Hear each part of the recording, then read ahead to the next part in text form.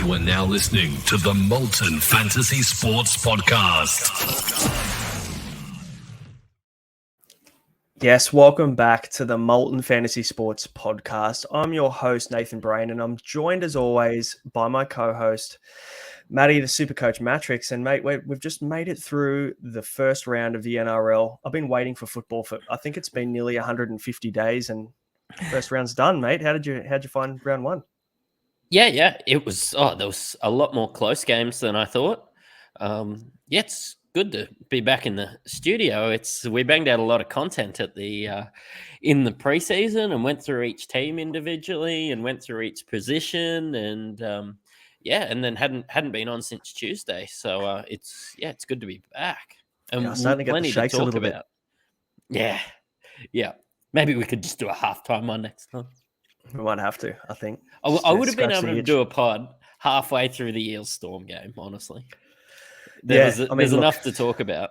There's so much to go through. And look, the big thing for us is we don't want to drag these out too much. We know that people like short, sharp content. So we're not going to go into every single player, but we do want to review the round. We want to make sure we go through all of the talking points when it comes to Supercoach so that people can make the right decisions when they get to Monday and lockout opens up and everybody wants to make their two trades. But the one thing I think is relevant to talk about today is the fact that we should not overreact to round one. I don't know about you, Matty, but I've made some pretty poor decisions from round one pretty early on in previous years due to the fact that I'm, jumping at potentially the fact that a team didn't perform the way I thought they would, or a player didn't perform the way I thought they would, and I traded them out and I've regretted it. So I think round one, we're seeing some combinations come together. We're seeing some teams start to, gel a little bit. And we'll talk through all of that today and the trades that we're probably looking to make as well at the back end, mate. But let's get stuck in straight away. I'm not going to waste any time. Storm, round one, Thursday night, football's back. Storm 16 beat the Eels 12. What a banger of a game to kick off 2023. Yeah, it was in Golden Point too. So a few missed field goals. Everybody looked real clunky. We had some good forwards performing Supercoach wise, probably due to the clunkiness of the game. And, there was mistakes made as soon as the ball started getting passed around or anything like that. Who do you have in your team that played for the Eels and the Storm? And that's probably a good place to start. I had the GOAT, Jermaine Hopgood, who scored 101. And look, mate, that's 101 in pure base as well. And there's 40% of Supercoaches at the moment probably deleting the app because they don't have him. I'm assuming you do, right? Yes, I had him. I played him. I even had blokes I was talking to that had him and didn't play him because he's like, he's a 298k cheapie. I played, Teague Wilton instead of him. Mistake. Yeah, that's bad. We'll get to Teague Wilton. He's in my team as well. But I also had Matty Dory, who got 34. A little bit disappointing. But, again, my hopes went super high with Matt Dory. So I'm not overly concerned with his role at the moment. I think he's got a better role than Cartwright. With Sean Lane coming back in God knows when. Could be anywhere between 2 to 4, 6 weeks. So I'm not too worried about him. A couple of other popular cheapies on that Eels team. Josh Hodgson got 60. I thought he looked really ordinary to start and got a few garbage points. But he is an 80-minute hooker that we saw, which surprised me.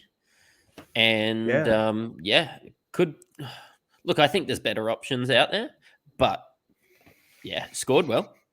Let me ask you I was surprised when I looked and he scored 60, to be honest. Yeah, me too. I was shocked. But in saying that, let me ask you this. If you could get a sub 350k hooker that got you 60, would you be upset? No.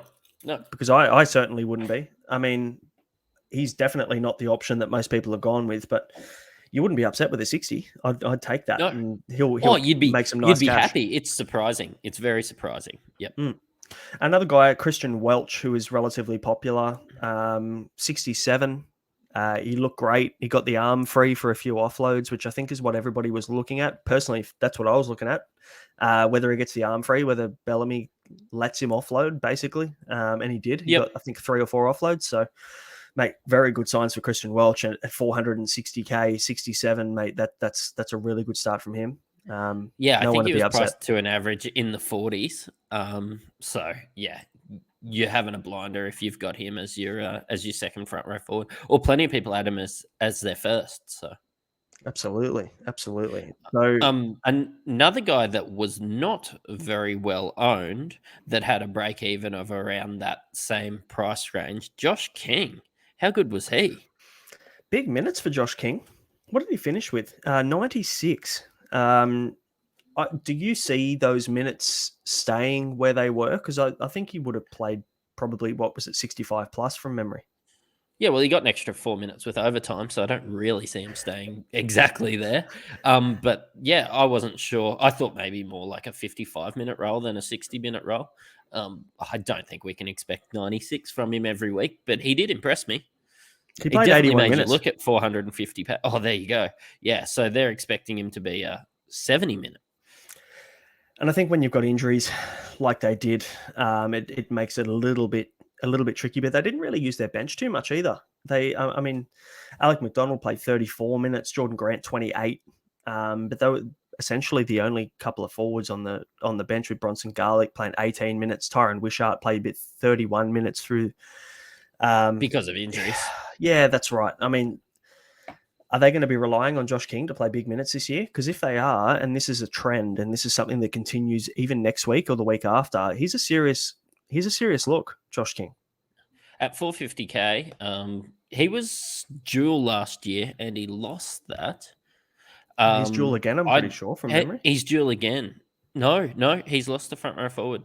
Did he? Oh, no, he is 2RF. You're right. That's a shame. Yeah, so like there's lots of mid-tier second row forwards that we'll talk about that were really disappointing over the weekend. Hey, put Josh King in your watch list. Yeah, he's in mine for sure. And mate, a guy that we both faded to our demise is Harry Grant, mate. I was super happy up until overtime. We were looking good. Sub 70 was probably looking accurate for Harry Grant. He made 52 tackles or something. So, I mean, he didn't get the attacking points you'd expect from Harry Grant normally.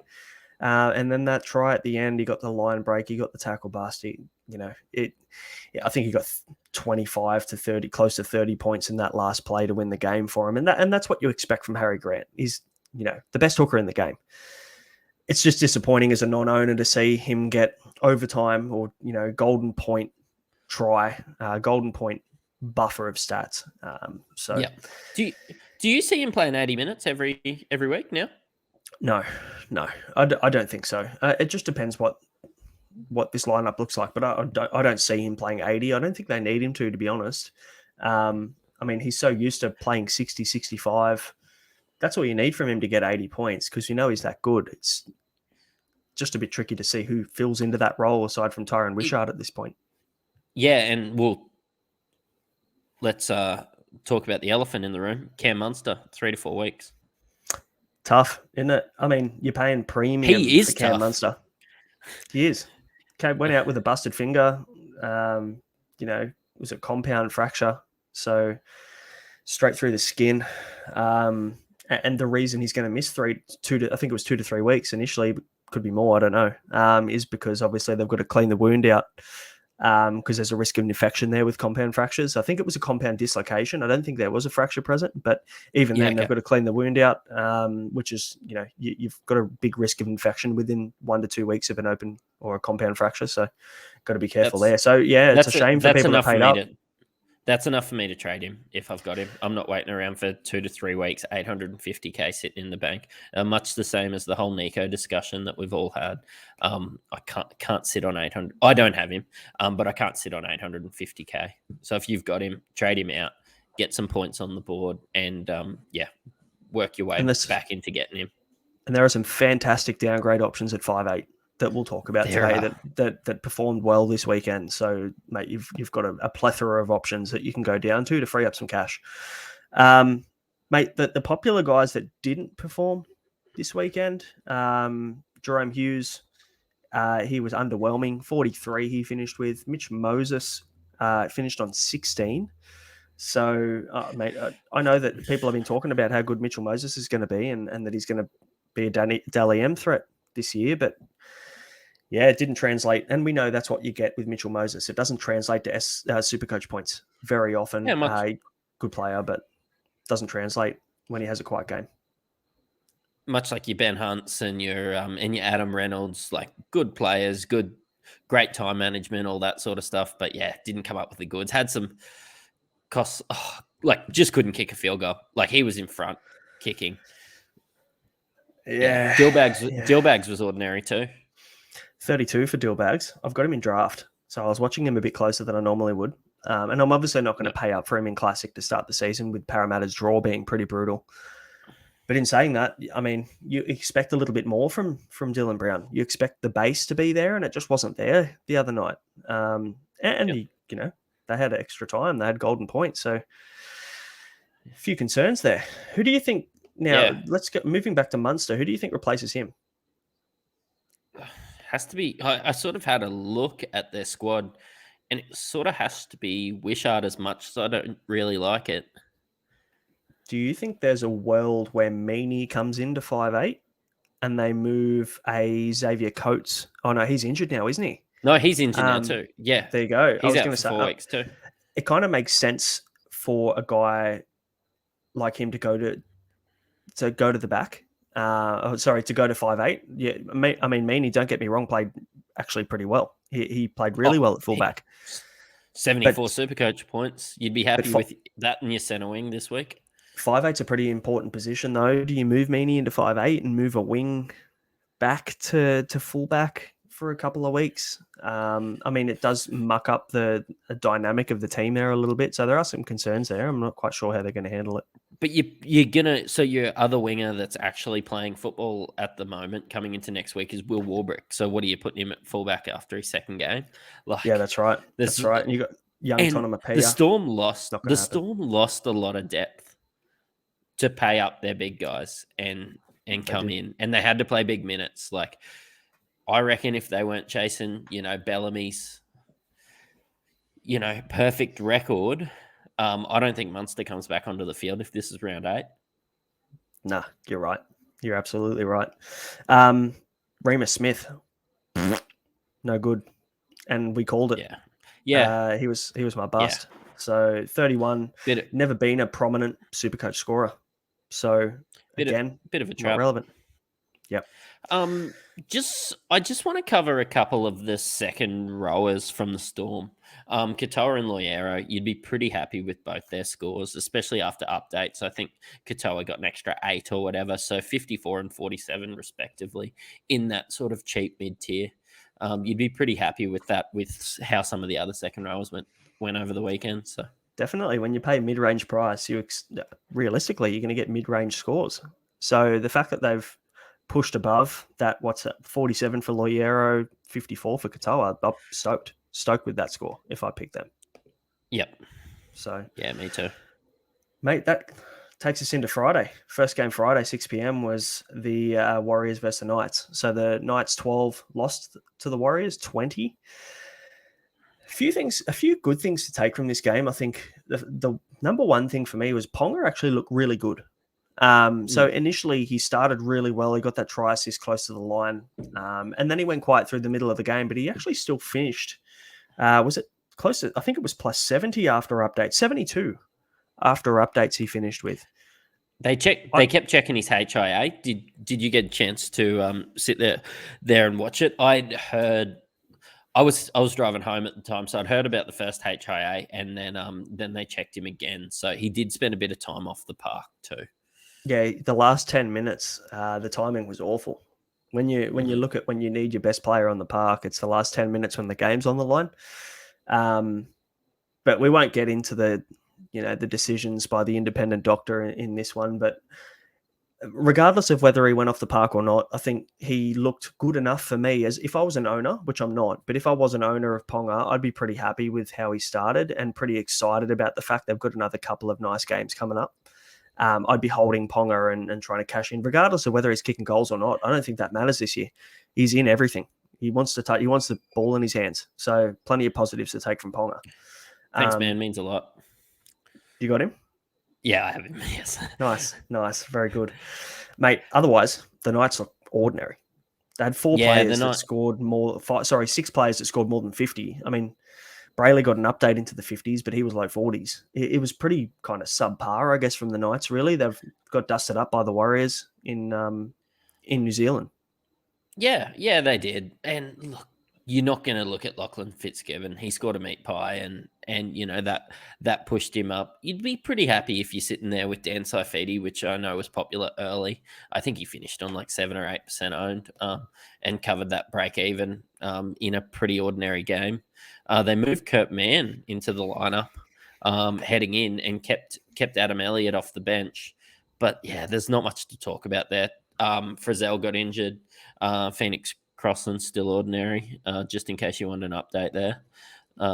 Yeah, I was concerned about how Phoenix Crossland was going to go. He seems pretty relevant to Supercoach this year, so thanks for that one. Yeah, cool. Well, I've never had so many texts about Braden Trindle in my life, so speaking about people that aren't relevant. So let's head on to the Warriors, hey? Mate, I'm going to give you my first boom for the season. Boom shakalaka! Can you tell me how Tohu Harris went, Matty? Just give me a bit of a rundown on what he scored, because I don't think I saw. Yeah, so you're a coward because you'd have him in your team if you truly believed everything that you said. But he played pretty well. He looked back to his own self. He was involved. His hair looked tremendous. And scored at 88 after updates. You'd be very happy as a Tohu owner, and with that handy jewel, he could be one to look at if he does the same next week. It did look like he's got a new sponsor. It might have been Garnier, maybe. But he did look good. I am a bit of a coward. I didn't go there. I prefer Ruben Cotter, to be fair, who performed well as well.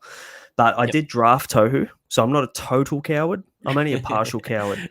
But he looked so good, Tohu. He just looked like 2019 Tohu, the guy that just played 75 minutes a game and dominated through the middle. I really like his role this year. He's rotating between prop and lock, so he's playing. There's a bit of ball playing in there, along with obviously all the base stats you're going to get from him, the 50 tackles a game. So plenty of excitement there for Tohu, and he's a guy I'll genuinely look at coming into the price change in round 3. Yep. A couple of other notes, I guess, on this game, mate. Chance Nickel-Klokstad, we faded him. We both faded him. We were talking about the fact that, yes, it's great to have a fullback in your centre wing in Supercoach, but some of them are a trap, and we thought Chance Nickel-Klokstad would be a trap. My view hasn't changed on CNK. Is yours? No.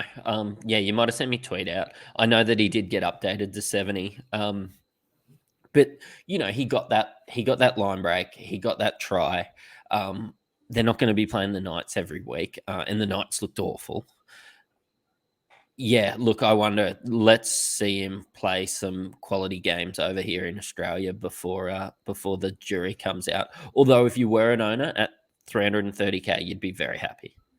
Absolutely. I think people, and I guess the trap now is, are people going to jump on him in round 2 going, 70 in round 1 for a guy that's 330k? That's exciting. That's Trap City for me. Knowing that they've got a pretty tough run coming up. It's an avoid for me. You might make a little bit of cash initially, but I mean, we look at what he scored. What, it's 70 with a try and I think a line break. So that's realistically, you're looking at a 40 score if you didn't get that.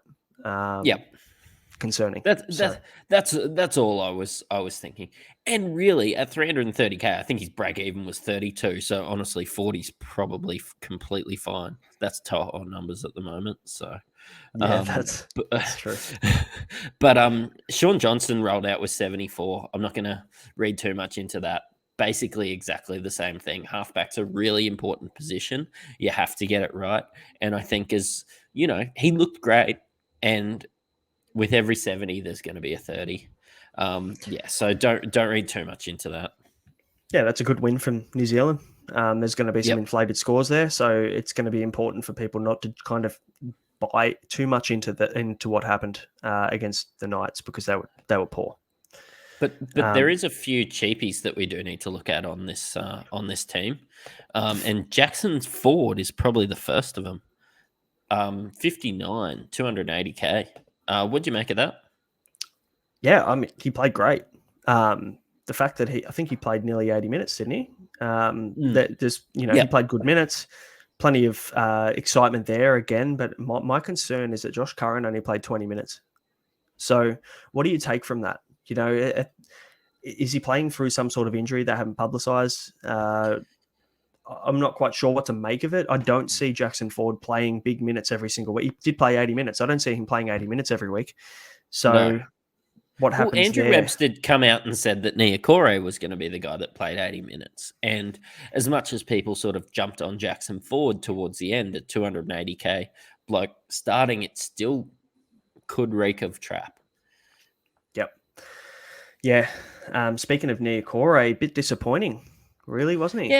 Yeah, nearly scored that try, and then we'd be having exactly the same discussions that we're having about with, blokes coming forward like Teague Wilton and, Nickel Clockstad scoring that try. It was just a bit unlucky with that try, but looked really good, I think. Didn't play the 80, which is concerning. Might not even be a play next week, but I definitely won't be dropping him. Just a quality footballer. I mean, 61 minutes isn't bad, is it? No. So, yeah, you'd be happy with 61 minutes from your edge back rower, from a guy that you rated and that you looked at through the whole preseason. Like, people picked him for a reason. And he is a pod still. So, you've got to look at the draw. You've got to work out, is it worth me holding this guy? I'll probably see it out. I'll probably hold him again because there's a couple of other targets I have at the moment. But yeah, not enough to panic just yet. I mean, what did he end up scoring? I think it was 35, I think. So 34. Yeah. Yeah, not what you want from your 410K mid-range second rower, but there's upside there. Like you said, 60 points if he scores that try. So we'd be having a very different conversation. Yeah. Willie Army. I actually had him playing in the second row due to some swerves I had right at the end. I've been updating basically every trade I've got on my Twitter at SC_Matrix. But decided to get Tony Staggs into my team instead of CNK because I was real nervous about CNK. Got Willie Army. Bit of the silver lining was Willie Army could be a really good cash cow at 234K with a bit of flexibility with his centre wing and second row forward. I liked what I saw. Yeah, me too. Passed the eye test for sure. I think that the risk is in the past, he hasn't really been a really Supercoach relevant player in previous seasons. So I think people have kind of painted him with that brush already this season, but I think it's a different story over in New Zealand. He's seems to have earned that position on merit. So I'm sure that they're going to see that out with him. They're going to let him kind of earn that role for the season. And the dual flexibility is golden. The second row, and we know that we don't really have many of those options this year. You 2 RFs and centre wing duels. There's not many at all this year. So we know that's probably one of the best duels in the game. So he's started really well. Definitely someone I'm going to look at for sure. Yep. We brushed over Wade Egan. He did score 99, which I suppose is something that we should talk about, but I'm not expecting that to happen every week. So scored a try. Looked serviceable. But yeah, look, don't read too much into that either. No. The only other guy that's Supercoach relevant here is Adam Elliott, who started off the bench, 39. Like we said in Team List Tuesday during the week, I think they're going to ease him into his work a little bit, considering he's coming back from a couple of injuries now. So I'm not panicking about him, but it's great to see him get a lower score because I'm hoping that he drops in price a little bit so that we can pick him up sub 500K.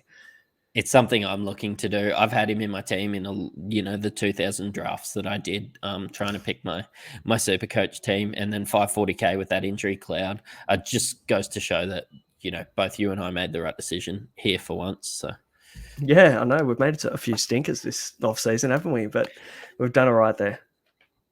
Yeah, I think we'll have a chat about our scores a bit later, but I think both pretty good scores though. Yeah, not too bad. Could have been much worse, that's for sure.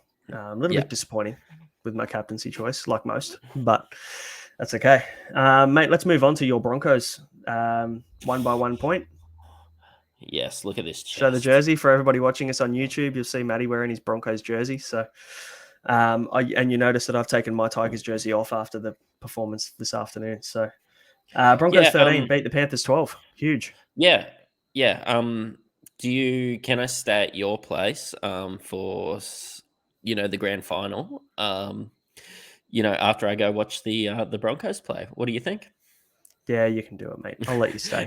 I'll let you stay because I'll be in bed. I'm not watching it because the Tigers won't be there, and I'll finish 13th again. So You mustn't have seen too many grand finals in the last 20 years. So. Nah, 2005, mate, is my claim to fame. That's basically where it ended for me. We made the finals, I think the prelim finals in 2011, but it's been a long 11 years as a Tigers supporter. So yeah, but that's a lot of negativity. Let's talk about how good the Broncos were. The Broncos were good. Yeah. It was scrappy. It was raining. I suppose we're going to start at the top when we're talking about scores, and I'm not going to read too much into Herbie Farnworth's 84 because that comes with 2 tries. Looked really good. Looked great, actually. But for Supercoach, you want to be turning up if you're scoring 2 tries. You do. Yeah, I'm not looking at Farnworth, but impressive. He played well. We know he's a quality player, and he's off to the Dolphins next year, so I'm sure they're excited about that one. Liam Martin's base stats were quality, and same with Patrick Carrigan. When we look at their scores, Liam Martin finished with 83, Carrigan 74, Payne Haas 79, meat and potatoes, got their tackles in. Carrigan was all base, 48 tackles, 16 runs. Martin 43 tackles, 4 offloads. Didn't have many runs that game, but he got his work in like he always does. So there's no surprise with these guys, and you'd be pretty stoked if you picked up either of those 3 players, really. Yeah, Liam Martin come with a try though, so you're looking at a lot less than that there.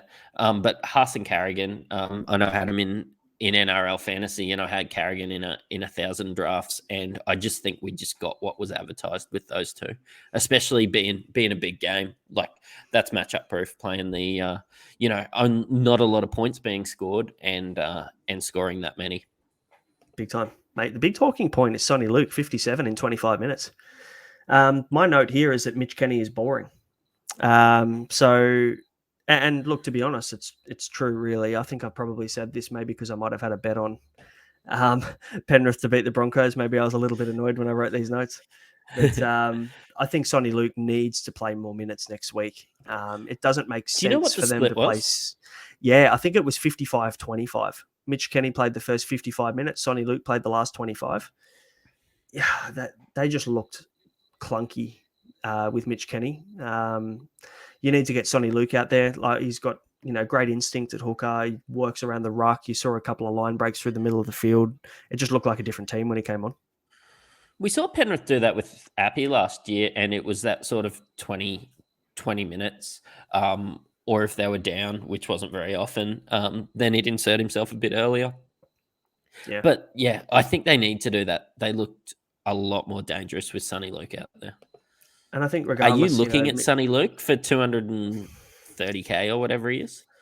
I need to see minutes from Sonny Luke because he's not going to score a try and have all those attacking stats every week in 25 minutes, is he? He's no.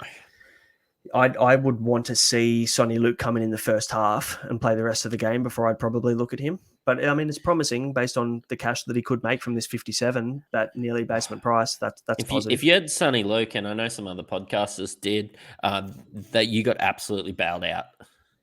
Big time. I drafted him because I thought that when Tommy Sangster said that he had it on good mail that Sonny Luke was going to play the last 55 of the game and Mitch Kenny was going to take the sting out of the game. He's about to break up with his girlfriend at Penrith, I reckon. So. Sounds like it. So, no good. But anyway, I'm not looking at them initially, but it's a close look to Sonny Luke to see what those minutes split looks like. And then I think that kind of led into the fact that Cleary was pretty quiet. Penrith's attack was pretty clunky. They just couldn't get going. And that full credit to the Broncos. They played well. They defended really well. They just couldn't get going. Penrith couldn't get any momentum. We made our mistakes, and then the defense got us home. But Cleary, I captained him. A bit disappointing. Would have been having... Oh, sorry, I didn't captain him. Sorry, I captained him in draft. Let's not talk about that. Scored 53.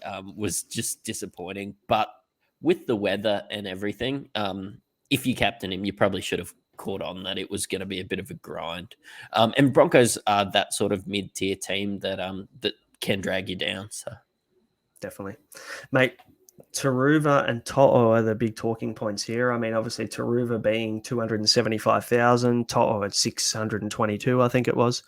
And To'o scored 4 more points. So look, if you were picking between the two of them, I'm taking Taruva every day of the week at the moment, especially because he's on the left wing. And we didn't suspect that. We thought that Toa was going to be on the left wing, Taruva was going to take the right, but it looks like Toa has just stayed on the right wing, and Taruva's got that really nice left wing position. So bit of concern there for Toa being on the right.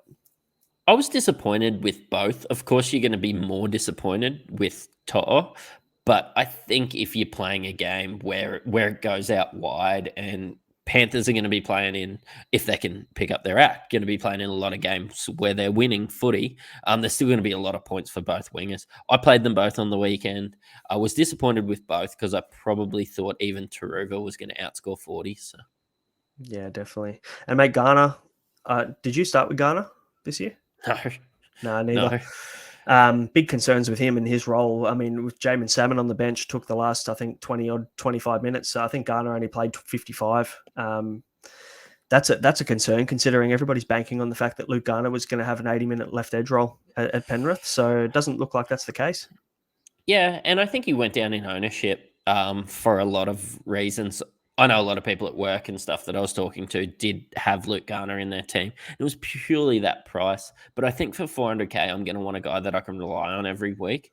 And I'm going to need more minutes and probably more talent than that. So, for sure. And mate, very quickly, Katoni Staggs, hold those tears in, because I know you started with him as a bit of a punt.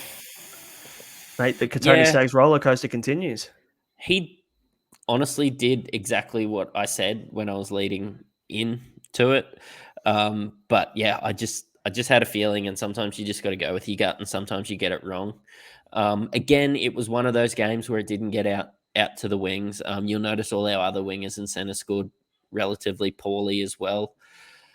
Yeah, I'm not reading too much into it, and I don't think I'll overreact unless I want to use that price tag. We were playing, the best team in the comp. They've won the last couple. I'm not going to read too much into it, but 29 is definitely disappointing.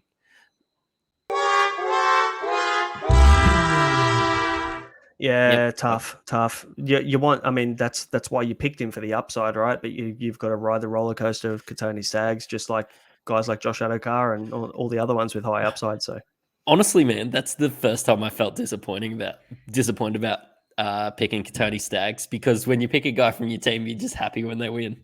So, yeah, thanks for making me feel shit. Hey, let's move on. That's enough about the Broncos. Manly versus it's plenty. We've talked about them way too much. But a team we haven't talked about is the Manly Sea Eagles, who looked quality on the weekend. Saturday 3 p.m. game against the Bulldogs, and they absolutely murdered them, 31-6. Let me ask you this: is Ruben Garrick now a must-have in your centre wing? No, I'm going to say he is. No, the Bulldogs were freaking awful. They're not going to be playing the Bulldogs every week. He looked tremendous with Turbo, and I see that connection there. But if you've got 900K, I'm waiting for Nico to come back. Sorry.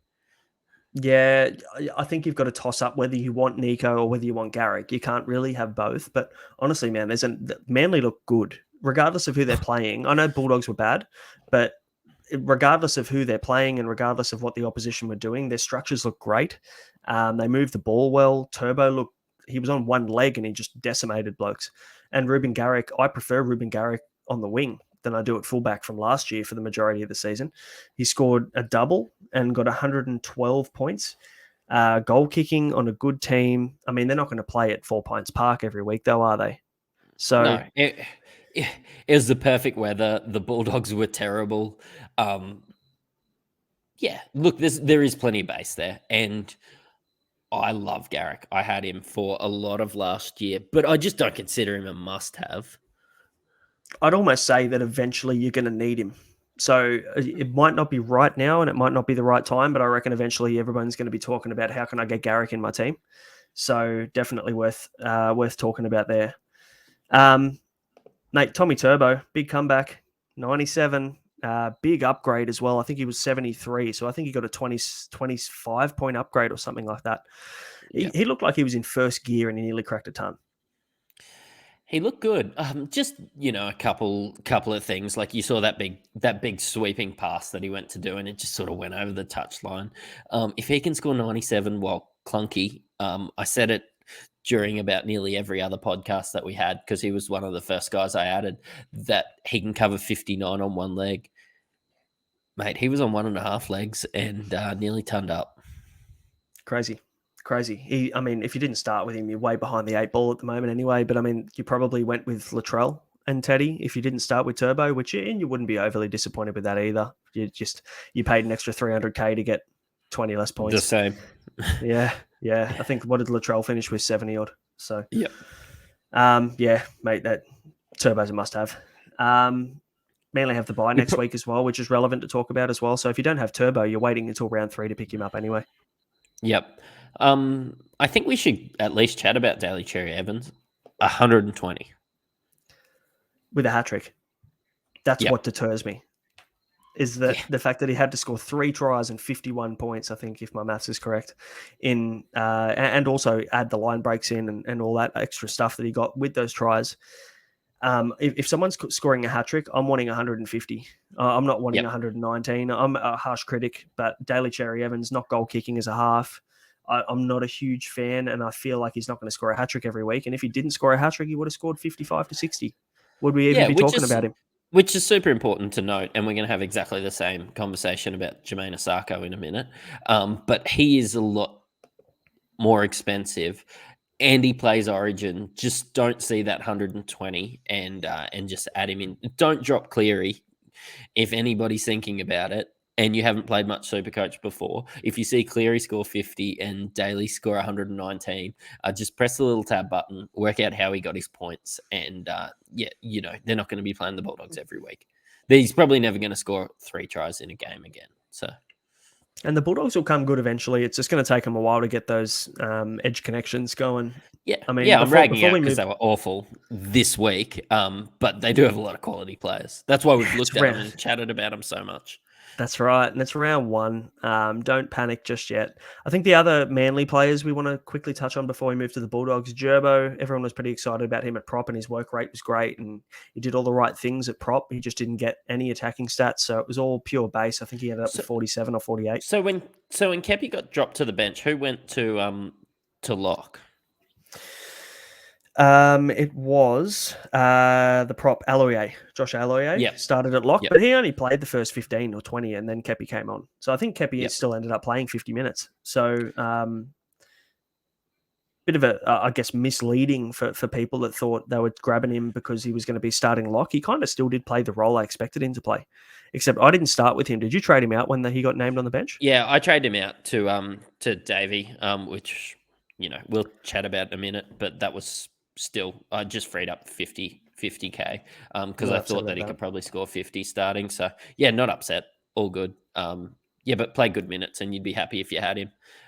Those few people that were looking at some of these other players, you'd be pretty disappointed with Olakuatu. But Cherry Evans probably usually passes a few of those that he scored. 53 for Olakuatu. I'm not super upset with that. You're just paying a little bit too much for 53s. But he's a guy I'll look at if his price drops for sure. Quality player. I had him for the majority of the season last year, so I'm not upset with that. Tuolangi is a guy that people were jumping on as a bit of a pod option as well, thinking that he was going to be this base stat beast from 2021, and everyone forgot about his 2022 stats of 0.6 ppm, and he ended up with a 38 in 80 minutes. Disappointing. Yeah. So just sort of a mid-tier bloke getting mid-tier scores. That's it. Mids get mids. Breed Marnie didn't get a mid-tier score though.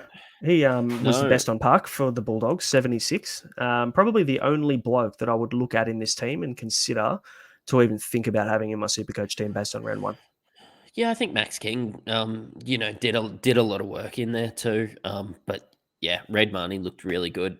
He looked like he was at least trying something and trying to put the team on his back, and his score sort of reflects it. That was a good try he scored too. So yeah, absolutely, mate. And the one more or a couple of things. Firstly, Pele, 9 minutes. That's not good. Rest in peace to the people that added him last minute. Especially like I saw some people go Kepi to Pele. I'm so thankful I dodged that. Yeah, me too. We got lucky with Davey Moali, but anyway, the one big talking point that I want to bring up is the fact that Viliami Kikau's kicking license has now been revoked permanently. He will never be able to kick at football ever again in an NRL game. Nope. I don't know. Did you see it? No, I didn't. I must have missed it. I'm actually not sure what Burton was doing. So Burton got the ball on the 5th. He was like one out from the ruck and just passed it to kick out. I'm like, mate, you got the biggest boot in the NRL. What are you doing passing to the second rower? It's the 5th tackle. Do your job. So that's a massive concern. I'm not quite sure what Burton was doing there. And Burton, the kick out, the Fox edge looked just awful. That's going to take some time to come together. Look, I think there was a lot of pressure on these guys, and it definitely showed. Like, they're young. Look, I think that they'll be able to put it together, but I'm very glad that I dodged that Burton bullet. He was sitting in my team. I think both of us said that they were locks. Both of us said that we could have them as keepers throughout the year. I'm so glad that maybe there's another discount coming before he can put his shit together, because it was a very ordinary game of footy from Kickow and Burton. Yeah, it was. Give them time, though. They'll come together. And it fed back down. Like, let's talk about some popular cheapies in this team. Perham ended up with 33. You're going to want more than that, spending 380K. Preston got 25. Well, at the very least, at least you only paid 200K for him. Alamotti got 22. At least you only paid 200K for him. I had Preston and Alamotti in my team. And yeah, I think when they're playing, Sea Eagles look great. I think when they're playing a worse team, I'm not going to be playing them any week until I see a bit more. But maybe we can get a bit of a price rise out of them. Yeah, I'm not concerned about those guys. I mean, you paid basement price, so you expect 20s and 30s, and you can't be upset, can you? No. But, mate, halfway through, 4 games in, a couple of things. If you haven't, hit subscribe, hit like if you value the content. Follow us on Spotify, Apple, all the podcasts, all the places you'll see us. You'll find us everywhere to make sure you don't miss any of these episodes. We'll be continuing to do the Sunday roast, where we'll talk through all things from the week gone, and we'll also be doing Teamless Tuesday every single week. So make sure to hit that subscribe button. And also, if you haven't joined our group code yet, our unlimited code on Supercoach, it's 451840. It's on the screen here if you're watching us on YouTube. If you're listening to us, 451840 to join in. We're going to be closing off entry pretty soon. So make sure to get in to that so you can go in the running to win a Supercoach Champions ring and a episode with us on the podcast. Yeah, let's lead right into the Cowboys v. the Raiders, 19-18. Cowboys came out gangbusters, and and then sort of faded away in the second half. Ricky's Raiders come back, and I suppose it's the battle of two halves. Cowboys looked tremendous in the first half, and Raiders looked tremendous in the second half. But Supercoach-wise, I had the top 3 scoring Cowboys in my team: Reece Robson, Val Holmes, and Ruben Cotter, all in that sort of 60s and 70s. And I think if they could have kept their, I suppose, their foot on the gas a bit further into the second half, we would have been looking at more. Who do you have out of those guys? I had Val Holmes and Ruben Cotter in this game. I think you get what you paid for with those guys. You pay for 60s, you get 60s as a minimum. I'm not upset. I'm pretty happy with that. I'll bank that. I didn't have Reece Robson, but that's a really good get. He would have outscored Harry Grant, I think, if he didn't get that try at the end. So I think our take on Reece Robson's pretty alive at this point still. I tell you what, you've just scraped over the line in our Bolter bet though after upgrades, because I backed in see that. Joey Tarpanay to get less than 55 average in the first 4 games of the season. So he scraped in with a 56 in 51 minutes.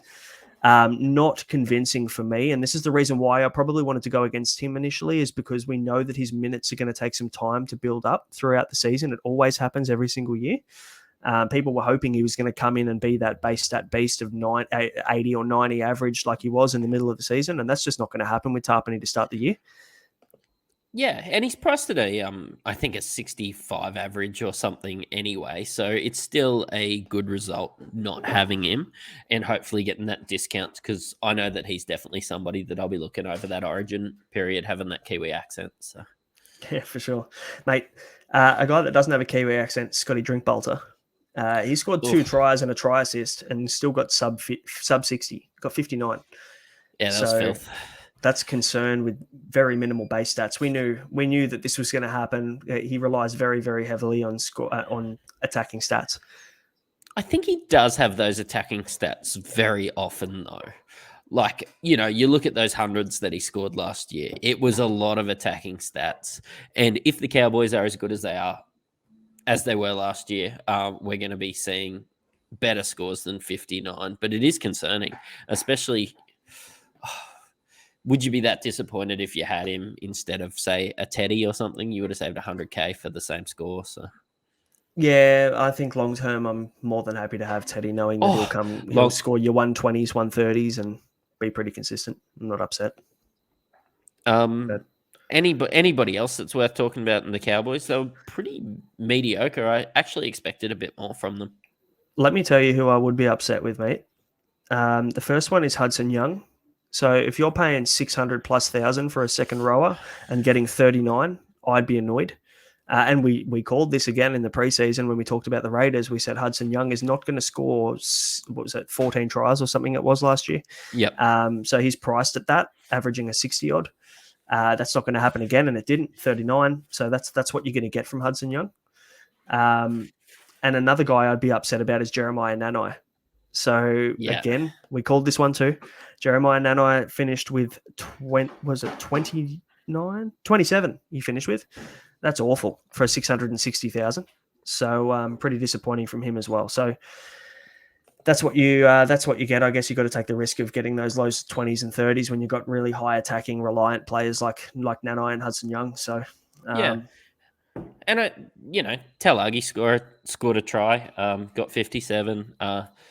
Looked really good on that side with the old eye test. But yeah, I think, Taumalolo was middling. If you were taking a punt there, Corey Horsburgh, Harawira Naira, the job sharing is sort of there. So you're just going to get middling scores all around. Not too much Supercoach relevant there.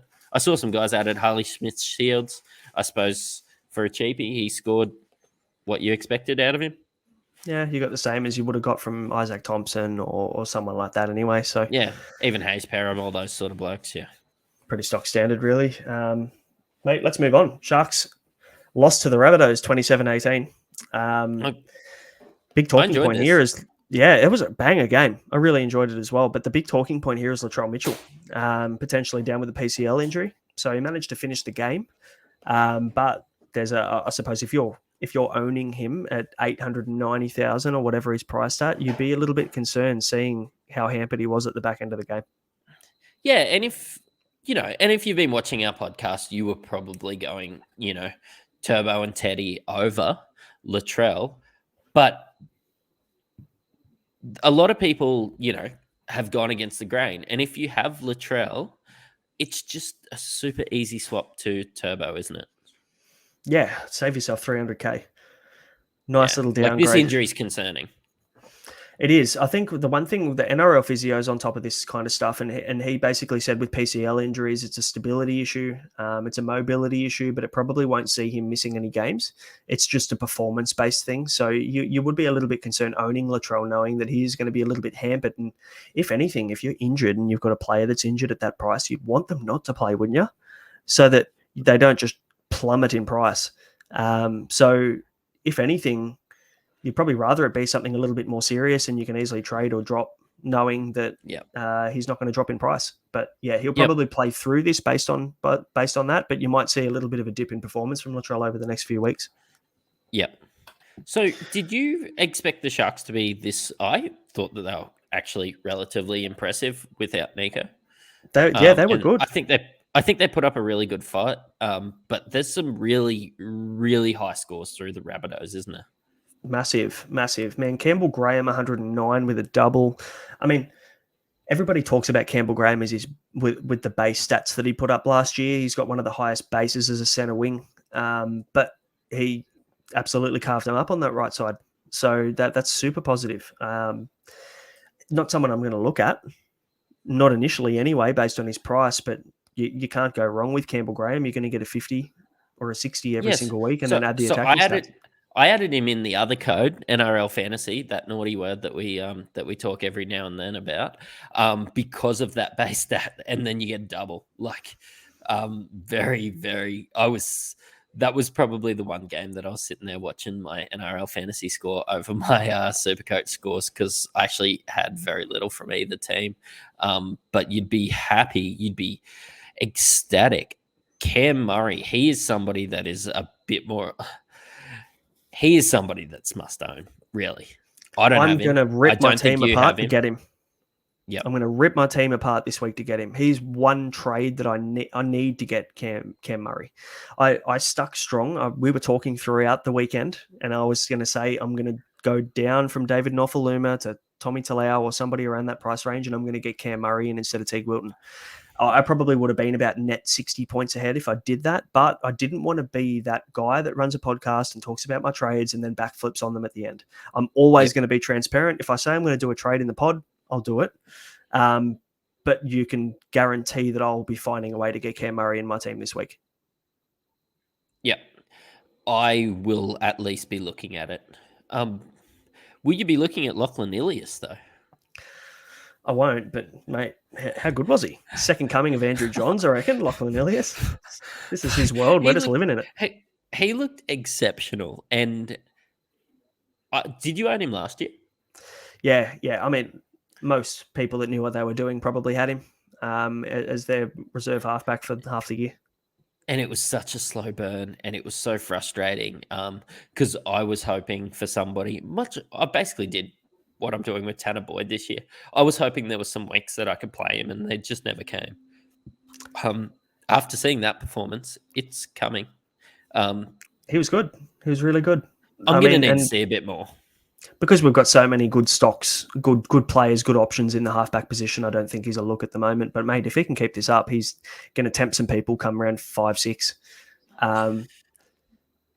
But I tell you who isn't going to tempt me, Trindle. As good as he was, I'm not looking at Braden Trindle to come into my team. He scored 8 points in the second half and gave us exactly what I talked about. Did he score a try and a 40-20, and he only scored 45? Yeah, yep. Cool. I mean, cool, man. He passed the eye test. Good job calling me out. He passed the eye test, though, with Trindle. Like, he looked good. It just didn't translate. We've got a lot of good footballers out there that just don't translate to Supercoach points. They're good organisers. Looked like Chrissy Sandow out there. He did. Mate, but I was winding people up on Twitter, basically saying Nico Hines is going to struggle coming back into this team with Tricky Trindle. But, speaking about a wind up on Twitter, talk me through Teague Wilton. Mate, how I got bailed out. I'll admit I got bailed out as an owner with Teague Wilton getting that try at the end. 67 he finished on after updates as well. I'm stoked about that. He looked pretty ordinary. But also so did Matt Moylan, who I think will be the determining factor as to how good Teague Wilton is on that edge and how much good ball he gets. He made a couple of really bad defensive reads, a couple of errors. Not much good to come from that. And the fact that he's still got a 67, and I know there's a try involved, but again, it's just a plus 17. He didn't get the extras from the line break or anything else like that. He just dived on a kick. I mean, you're looking at probably 50, and you're looking at 50 in base. And exactly, you're picking Teague Wilton because he is a left edge threat to score. And we know that the Sharks love the right to left. And we also need to remember that Nico Hines is not in this team right now. So for me, I'm not selling Teague Wilton until I see him off the back of Nico Hines playing as well. But if this week has told me anything, as a non-owner, I'm not adding him until Nico's back. Yeah, for sure. If you don't own him, you're not picking him up now. So just like, how do I say this? It's just another middle second row with middling results that you's got bailed out with a 67, and it just goes to show I won't own Teague Wilton until Nico's back. But when Nico's back, there's enough there. Yeah, that base is enough. I don't think he's going to go up too much until Nico's back. Just remember the 17 from the try we're talking about, right? That's still 50 in base from having a poor game. Yep. So he wasn't as bad as people remember. Like, everybody thinks that he had a stinker and he still scored 50. Yeah, he was on 26, I think, with 60 minutes through. and that's when I made my Twitter post. And then people obviously saw it about 20 minutes later, and I got absolutely ripped to shreds. But a lot of that was update too. Yeah. I think he finished on 53 or something. So he got Yep. a nice update there. Mate, the last talking point with these guys is just Isaac Thompson, who's relatively highly owned. I think he finished at about 18% ownership. He finished with a 34. And your boy, Davey Moali, 38. Yeah. 43 finished on. He got updated actually really lovely. Really good. A really good cash cow. I'm really glad that I moved from Kepi to Moali. Obviously, we're watching the team lists and you see what happens. We're tweeting out when people are out. Just follow us on Twitter. You'll see, the news that Kepi's out. I said that my play was to go to Davey Moali. Really happy with that. But if I can take anything from looking at the Sharks, I think Cam McInnes played not a lot of minutes, but still scored 54. The second this guy gets some opportunity, again, the same as last year, as soon as Cam McInnes is too good to be playing in that role. If he gets more minutes, he's on my team. And with Wade Graham just getting 3 weeks for that kamikaze, it could be as early as next week. He only had 29 minutes. 29 minutes for 54. He is that good. We saw what he could do last year when he got an extended run, and that's why people picked him up, because he played lock. He just is a workhorse through the middle. So absolutely, I'm 100% on that train. If he gets an extended run, or Finucane goes down, or someone along those lines, and he gets a starting gig, for sure, you got to look at him. Yep. Mate, Sunday, today, the game's this afternoon. Two upsets based on how they were priced. One of them, one of the biggest upsets of the year. Fins up. Mate. This could have been the biggest upset I've ever seen. 28-18, the Dolphins beat the Roosters. The Roosters were awful. Absolutely terrible. I mean, the only positives that I can take from the Roosters, there's two. Joseph Suaalii looked really, really good on both ends. He looked great in attack. He looked threatening. He looked good under the high ball. And then on defense, he put some absolute bangers on, man. Like some of those tackles that he made, those really good reads from the outside, he was best on park for the Roosters by far. Yeah, but what worries me is you say that, and I did it during the game. I tweeted out, I can't remember. Oh, yeah, I swiped right on Suaalii on Tinder. But then I looked at the score and expect him to be on 60 or 70, and he's on 40. Yeah, and that's the risk with him. And that's why, great footballer, looked awesome, passed the eye test, but just didn't convert to Supercoach points. And that's what we need to look at is, are these guys going to be amazing players that just aren't Supercoach relevant players? And now that he's in the centres, there's a risk he could become that kind of guy. Yeah. The second best player on the park from the Roosters, and we probably should be focusing on the Dolphins because this was tremendous, but Lindsay Collins looked really good with 61. Yeah, he was solid, wasn't he? Just meat and potatoes, just did his work, no fuss. You get what you paid for. You got more than what you paid for if you picked up. Oh, Lindsay well, Collins. he's only 450k. I think his break even was 43 or something, and that's fantastic. You're going to be super happy with that. He's somebody that I'll probably look at that mid tier. But I did sort of get the right hit on Cotter and get the right hit on Welch. It's hard to fit him in, but they're not going to play this bad every week, surely. I wouldn't have thought so. I mean, look, they looked ordinary in the first trial as well. There was some signs there. I think people were just looking towards round one and going, "Oh, Roosters are going to verse the Dolphins round one. Dolphins are going to be terrible." So everyone's just tried to wipe that from their memory. Oh, absolutely. I was all aboard that. I was the Roosters' biggest fan, thinking they're going to win the comp. And look, don't get me wrong. This is round one. Let's not overreact. But there are some concerns there. They did look bad. Mate, Teddy struggled to get going. Did you captain Teddy today? I did. Yeah, I did. Me too. But honestly, most people, I think it was more than 60% of the Supercoach community, and let's face it, most of that's probably anybody who's really competing, captain either Teddy or Cleary. So it pretty much evens out. There was a pod captaincy in Turbo, And obviously that paid off for those people who got 97 in upgrades. I'm not too worried about my captain choice this week, because it went the same way as everybody else.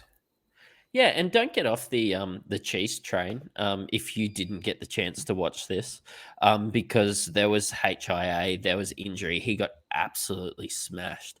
I don't know what Cheese did to Felice Kafusi when they were playing, but he did not miss him. He knocked him into last week. There was a target on Cheese's back all game, wasn't there? They were going hard at him all game. Yeah, well, it was the Bromwich boys, and I reckon Cheese would have an open mouth a lot of the time. So absolutely, mate. You've had an open mouth about Osako. Well, he was my Smokey. Mate, good start to the year, 110. I didn't put my money where my mouth was. I would not start him and will not start him next week. I think the boys got up for this game. They looked tremendous. JMK looked good. Osako looked good. Hammer did look good, but yeah, I think Gilbert looked ordinary. I don't think they'll be scoring 28 points every week. I don't want to be negative on the Dolphins, because you just need to take away that they played a tremendous game of footy. They got up. They're in front of 32,000, which is probably the most amount of people they're going to be up against until they play the Broncos.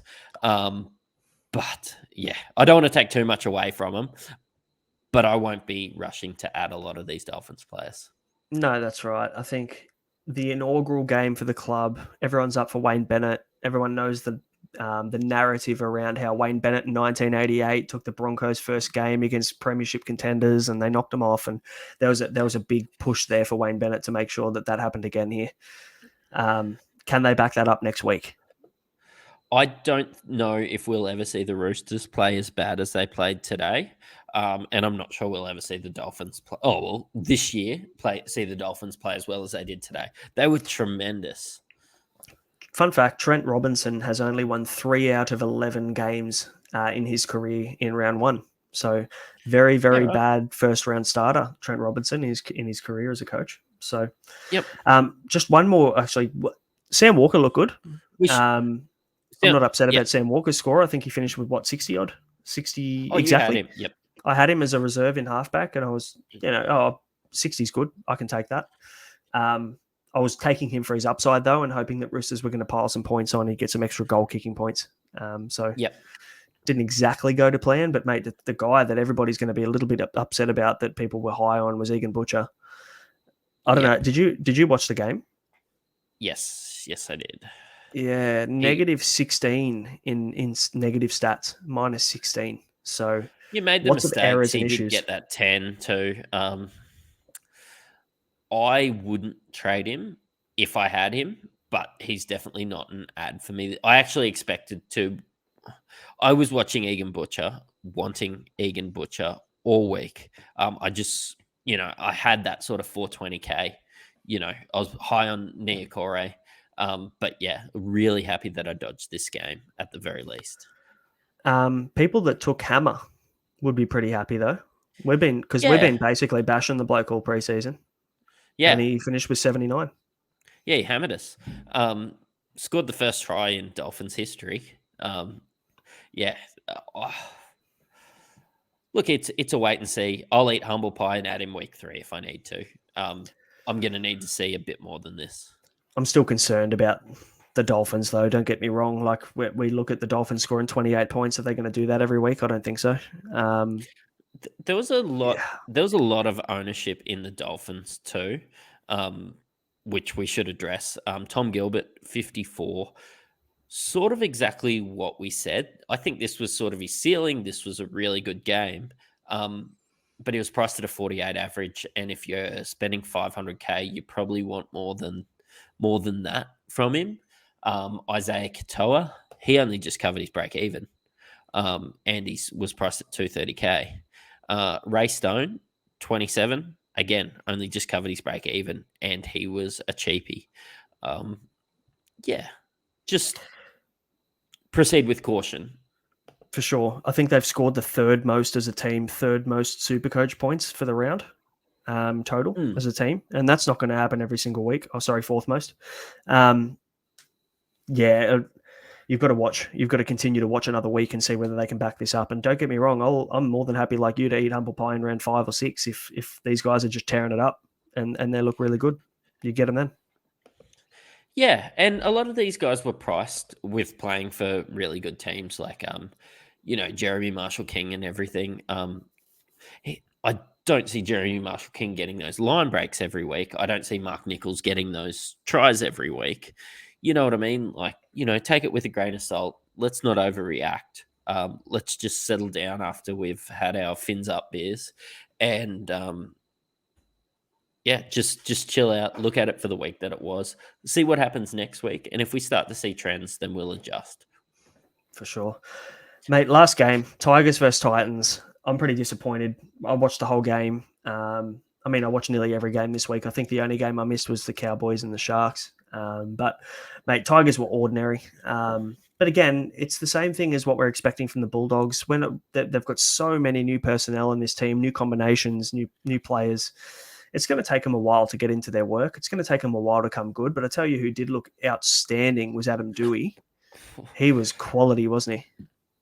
He was tremendous, that try. Just put him on his back. I think in the forwards they didn't fire today, and I think with the quality of blokes like Clemmer, IPAP, Offen Gowie, it's coming. I think let's not talk about how bad the Tigers were. Let's talk about how good the Titans were. Like, they did not look clunky at all like a lot of these teams. They were firing. Yeah, I mean, I'm not surprised because the Titans are a point-scoring team.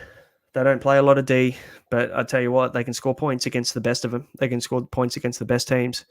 For Feeder, and the Tigers aren't that yet, so not even close. And we play a very attacking brand of football at the Tigers, and defense has never been something that we've been good at. So I'm not surprised that they only scored 22. I actually thought they'd score more. I thought it'd be a 28-26 kind of game. So The Titans defended really well. And David Fafita, 82. You'd be pretty happy with that, getting that. I think maybe after updates that might be more too. He was in everything. Yeah, his work rate was huge. And because everybody talks about David Fafita being lazy and not wanting to get involved and sitting on his edge and doing nothing, I think being on the left edge now is going to help him. But Kieran Foran's injury, that could create a little bit of turmoil there. So Fafita was on Foz's side. Yeah. We've been talking about Tanner Boyd this whole time. But yeah, he was on Foz's side. But yeah, that injury is concerning because Kieran Foran was the instigator.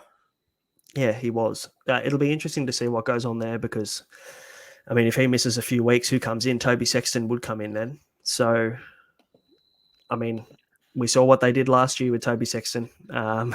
It could plummet very quickly. Yep. Popular cheapies. Did you play Stefano this week? No, I didn't. He's on my bench, but he got 41. So, I mean, for what you pay, you take that. I'm not upset. Really good. Really good. Tanner Boyd, 35. Popular, very, very popular cheapie. 35. It's probably around his break even. You probably want a bit more than 35 for Tanner Boyd. Yeah, he was 39, and I played him this week. Bit disappointed, really. Hoping updates, but I played him thinking he was on Fafita's side, and then a lot of these points that Fafita's scoring, you're going to have some line break assists and that sort of stuff. A bit disappointing, and I won't be playing Tanner Boyd next week. No. Khan Pereira, 6.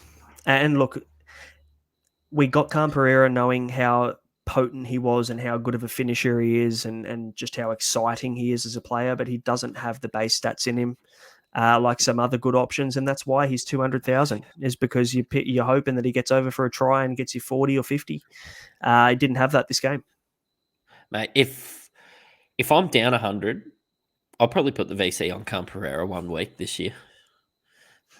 Yeah, he's going to get you 120 or he's going to get you 10. So bit of Josh Adokar vibes from Khan Pereira at the moment. Definitely. Mate, Tommy Talau was another one that was a very popular cheapie that only got 18, and it looked like he's injured as well. So he played, I think, the second half on one leg. which is a pretty big concern for a lot of. I think he was 18 or 19% owned, Tommy Talau. So red flags. With all these moving parts, you look at your Charlie Staines 26, Talau 18, Blore 12. Yeah, look, you got to expect that out of your cheapies coming into the year. You can't hit on every cheapie, so don't be too disheartened. But if you've got Charlie Staines and he's 380k, there's some good blokes to slide across to. Maybe Jermaine Asako. Yeah, maybe. Goal kicker from the Dolphins who are scoring tons of points. Who would have thought? Tons. Mate, the guy that I took a punt on this week, David Nofaluma, only scored 33. So I'm pretty disappointed about that. But again, that was the risk that I was willing to take, knowing that the Tigers are usually a pretty good starting team. I mean, the logic was there to probably fade the Tigers initially, but I think emotion probably played into this pick a little bit for me. But at the end of the day, it gives me an option now to downgrade to the best cheapie option in centre wing, and then I can find that money for Cam Murray at worst case if I really wanted to go down that road. The funny thing about Supercoach is it's attached to the NRL, and both of us all season have been sitting here saying, don't let emotions get in the way. But I tell you what, just before the game started, I added Katoni Staggs and you added Nofaluma. At the end of the day, we want to see our boys succeed. And you just sort of, wish you're ride the wave. Dolphin supporter, maybe. Yeah, fins up. Mate, let me tell you one thing that needs to happen. Coruscant needs to start for the Tigers. Not Supercoach related, but I think he needs to start and needs to play probably at least 60 minutes. I know that he didn't train much through the off-season, but you could see as soon as Coruscant came on, we had a little bit more structure. It looked a little bit better there. So, well, think about the fact that they were down 10 by the time he stepped onto the park, and they were down 10 at the end of the game. That's it. There's your difference. Exactly right. 100%. But anyway, that's okay. We'll push on to week 2. But mate, that's all 8 games done and dusted. We've covered all 8 games in depth. We've gone through all the booms, the busts, the good stuff, the bad, the ugly. Have you thought much about what your trades are looking like at the moment? I know we'll probably confirm our thoughts on the Team List Tuesday pod, but have you thought at the moment about what it's looking like? Look, I've had a bit of a think. I have some really good downgrade options that I've sort of set up for myself. But yeah, I'll probably have a chat on it Tuesday when I have a bit more of a look. Katoni Staggs getting me 29 for 511, extremely disappointing. Murata Niokore 34, also disappointing. I'm gonna try not to overreact, but if you're like us and you're looking at your Supercoach app every 10 minutes, it's gonna be extremely hard not to make a couple. But yeah, look, I'm hoping I don't have to make any trades. Let's be honest. Yeah, I think the main message from me this week is to not overreact to those poor scores in round 1, because we know that they're there. We know that they were going to happen. Coming into this week, I think I knew that there was going to be some people that let us down, or some popular cheapie options that didn't fire, or some primos that didn't hit those heights we were expecting. So, mate, there's 27 rounds this year. It's a long season. So you've got to trust in the fact that you did the research and you looked in, you listened to a ton of podcasts, and you're not going to react off one round based on a couple of months of work. So, mate, that just about wraps us up. But before we go, mate, where can people reach you? Because you're going to be talking a lot on your Twitter about the trades that you're making, and I guess the events of the NRL over the week. So where can everybody see that? Yeah, at SE_Matrix. When I do make a trade, I post it on there straight away. I do like to see people's reactions. But yeah, where can we find you? Same on Twitter, Brain_FS, just underneath here. If you're watching us on YouTube, you would have seen that all episodes. So lastly, make sure to subscribe, follow if you're listening to us on Spotify or Apple. And lastly, our group code for NRL Supercoach Unlimited is 451840 to join in and hopefully go in the winning to win that championship ring. So, guys, we'll be back on Tuesday. We will be going live moving forward as well.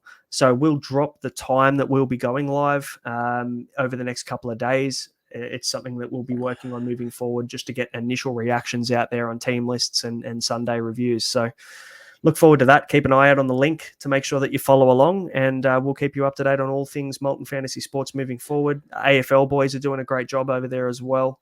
And also with the NBA coming up and the draft coming up, we've got some exciting things planned for NBA with Matty Garrett coming on board at Molten. So, big things happening over here, boys. But we'll leave you with that. We'll see you on Tuesday to talk about all things team lists and round 2. Until then, you've been listening to Molten Fantasy Sports, and we'll see you later.